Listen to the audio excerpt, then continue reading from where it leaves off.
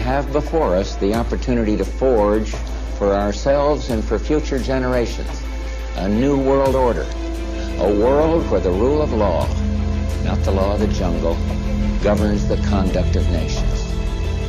When we are successful, and we will be, we have a real chance at this new world order, an order in which a credible United Nations can use its peacekeeping role to fulfill the promise and vision of the UN's founders. The problem is the monopoly game, which is controlled by the Federal Reserve, the private bank, which is actually controlled out of London. Criminals run, yeah, the criminals run.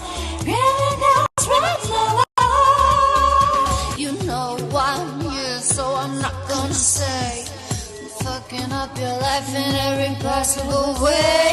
'Cause criminals run, yeah, the criminals run. Criminals run the world. Criminals run, yeah, the criminals run. Criminals run the world.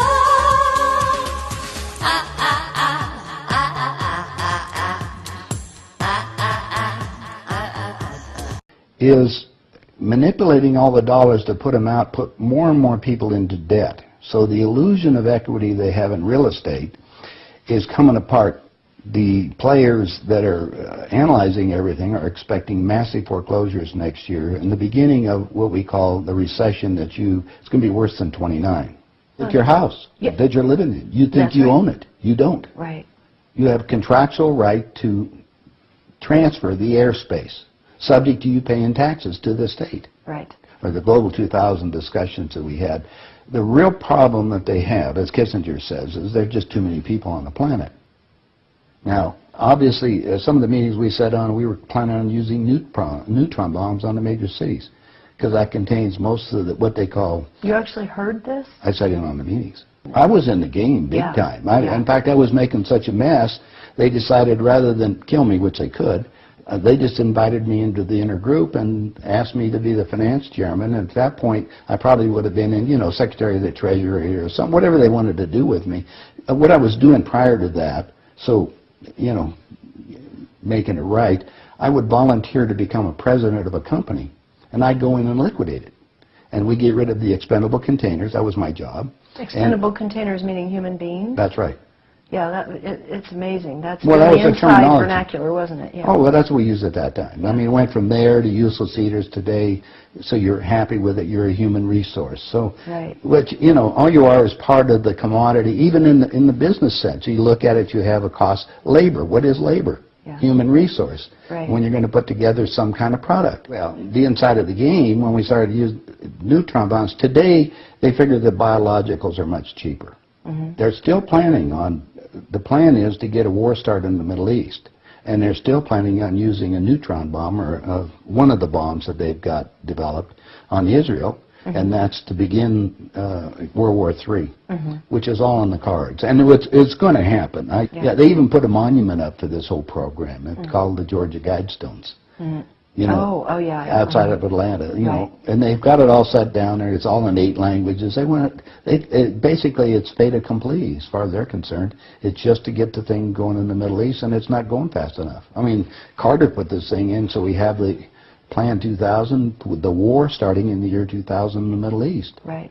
Reduce the population of the planet down to 500 million, have one world currency. Under the Homeland Security, or FEMA if you want to call it, they're going to declare an emergency, which are going to shut down everything. My friends, my CIA associates, I don't even call them friends anymore. CIA is crooks in action. Yeah. They're all professional liars. Yeah. I mean, they got to be if they have that job. Yeah. So you have to look at what they're doing. Anyway, they're so concerned, they're leaving the country too. Most of them are going to Latin America. Meanwhile, they're closing in every day right now, just closing in to make it so we're going to be set up in these enemy prisoner war camps. I published a book. It's called Chaos in America. Mm-hmm. In it, I was asked to build an enemy prisoner war camp. I put the contract in this book. So you can read it for yourself. This is in downtown Las Vegas, right on the railroad tracks. It says enemy prisoner war camp. They're all on top. And they're building them all the way across the United States right now. Bush signed an executive order taking the old forts and the army places that we shut down to get those organized to hold the so-called dissidents. Now, what's the definition of a dissident?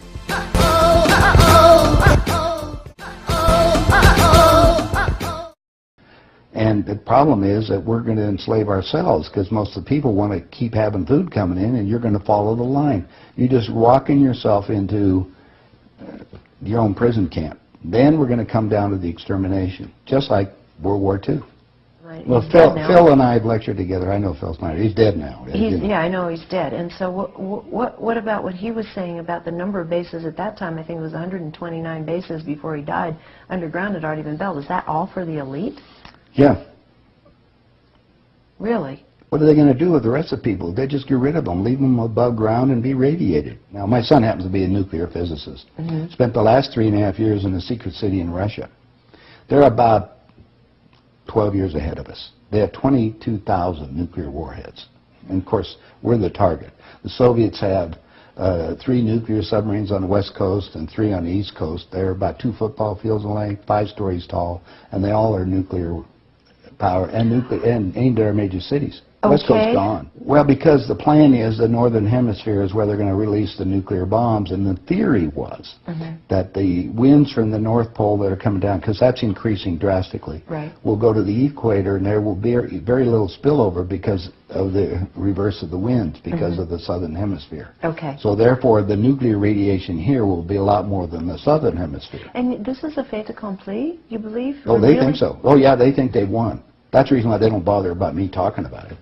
They don't care whether you know or not. What are you going to do about it? I swear I don't